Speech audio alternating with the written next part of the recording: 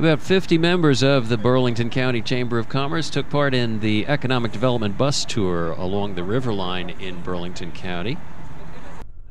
The tour included running commentary from Burlington County officials about economic development opportunities throughout the county, and it included stops at some key businesses in the county. Seebox in East Riverton sells and leases new and used shipping containers, cargo containers, mobile storage containers, and refrigerated containers for a wide variety of applications, and also customizes the containers for customers who want temporary shelter, storage, and training facilities. Company President Jim Brennan gave the tour members a brief description of some of the customization that takes place at Seebox. This is a shelter. It's a container because it has the corner pins on it. You can throw a container ship, the trucks, and trains. This one's designed to be like a one-bedroom apartment. We have a company in Australia where we sell to miners in Western Australia, and they might have hundreds of these for the foremen and then thousands of these for the workers. The workers might share a two-bedroom, one space. You can look in there. It's a dead end, but in the back left corner there's a full shower and toilet, and that would be a one-bedroom apartment. You're welcome to go in and look through, and it has air conditioning, TV, it's insulated, of course. This container spans on both sides, so when it's closed, it's 8 feet wide, just like that one. But when you get to Afghanistan, you can unfold it like a puzzle box. And it's a sandwich panel construction, and it makes a bigger room. So these are used for command and control or operating rooms for hospitals, maybe big work centers, things like that. And then it packs back up again in about a half hour. It takes open and close it, and you can go back on a ship. And it can stack 9 stories high when they're on container ships.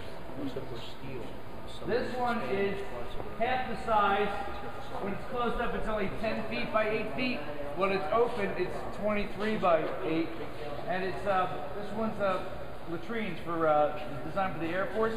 So there's 3 toilets on this side and 2 urinals, and the same thing on the other side. And again, it all folds up into a little small box. So that's the toilets, and this is the showers. You can see this has sinks in it, and showers, and they're stainless steel sinks. So all these 2 fold up together equals the same size as the first one. So this is a cargo box, but it's been added with cabinets you can have as a workshop. And this one is modified with shelves and cabinets for different kind of workshop. This one is just an empty box for cargo, but it's taller. So they have all these variations. So they have doors on both sides, and some have doors on one side, some have on 2. The tour also included a stop at Camelot at Cinnaminson Harbor, where Jerry Evers, the project manager, and Angel Ramos, the property manager, gave a quick tour of the new condominium residences. On here, as well as any land development throughout the rest of the project. The project here consists of 405 apartments is one part of the project, and then the other part of the overall project is different types of townhomes, condos that are throughout. Executive Pastor Aubrey Fenton of the Abundant Life Fellowship gave the group a briefing on the new Living Springs campus in Delanco, which features affordable housing for seniors. Facility, Living Springs Seniors Residence, is a 100-unit apartment for ages 55 and older. It was a very significant project in the state. So we joint ventured with a company called the Michaels Organization, and they're based out of Evesham in Burlington County. They kept it all in the county, and so their staff works with us every single day. They're a big part of it. And Jewel works for Michaels Organization along with Charlotte Sims. She's in the back. Raise your hand, so everyone can see you, Charlotte. Yeah, Charlotte is our site manager. In this particular community, we have a full-time site manager. We have supportive services, and we have a living superintendent. I don't see Lonnie anywhere. He's with GE. So now when our residents have an issue, they can call Lonnie, who lives in the building, and he fixes whatever that need is. And I tell him he has 100 family members. That's pretty much what his day in life is. And they've been great joint venture partners. We got through most of our approvals in 2009. We built this facility all last year in about 11 months. We put a lot of men to work that were out of work for a while, carpenters, electricians.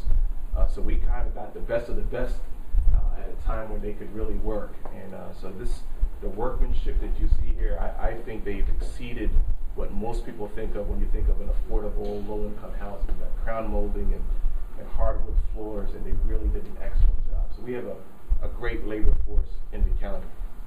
If you can just turn your attention right to this plan. Now, where's Wayne Lippincott? My first job in engineering school, I surveyed for IWL, or Wayne Lippincott. So I'm probably making him proud now when he sees what I've become, right? Well, you let us down and our name's not on that drawing. Oh, no. Hey. You should have got me off the surveyor field. This right here is Route 130, the river route, where we are.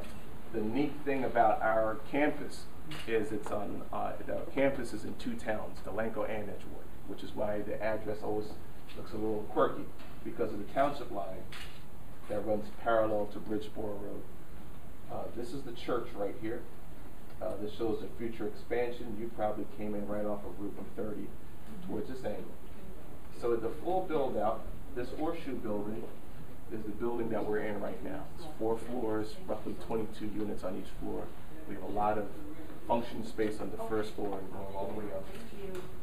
The second building that we're looking to start construction in this fall is what we call the Living Springs Manor. It's a 20-unit apartment building that is really being geared towards the military veterans. That's going to be a very unique project. It's a project that we started at the same time, but if you want to do something for veterans, it actually takes a lot longer. And that might seem counterintuitive, but it's very hard to work your way through. I assume you work with Michaels for that as well, for all we use Michaels to the extent that we can. Michaels has a whole host of subsidiaries, which is Interstate Realty Management, our property managers, and they're going to manage all of our facilities. Mm-hmm. And they have so many different units, it all depends on each project. So they've been a great joint venture partner. And then we have some future outgrowth residential buildings. Now this building was 100 apartments. Let me tell you about the potential of the river route. When we did our market studies showed that there was demand for about 220 people. When we actually went out and built this and had applicants on the first day, we had 167 applications. Over the span of a couple months, it might have hit what, Charlotte, about 400, 500? We're up to over 5. Oh, over 500.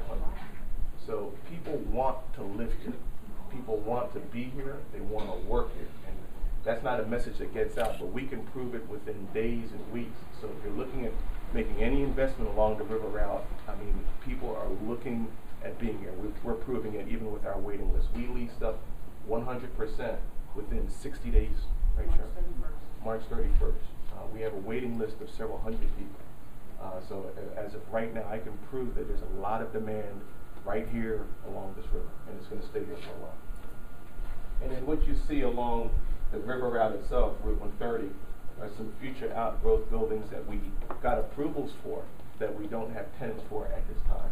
So when the market cures, or if anyone's ready, then that's where we're looking to have either medical offices or some form of commercial activity that can cater to the community as well as the region. And there's a lot going on in this region right now. There's another development getting built in Willingboro.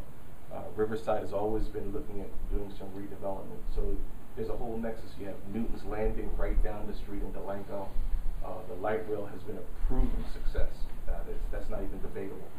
So there's a lot of investment that I believe should be made. And next it was off to the Washington Square development in Burlington City, a development of new condominium homes in the center of Burlington.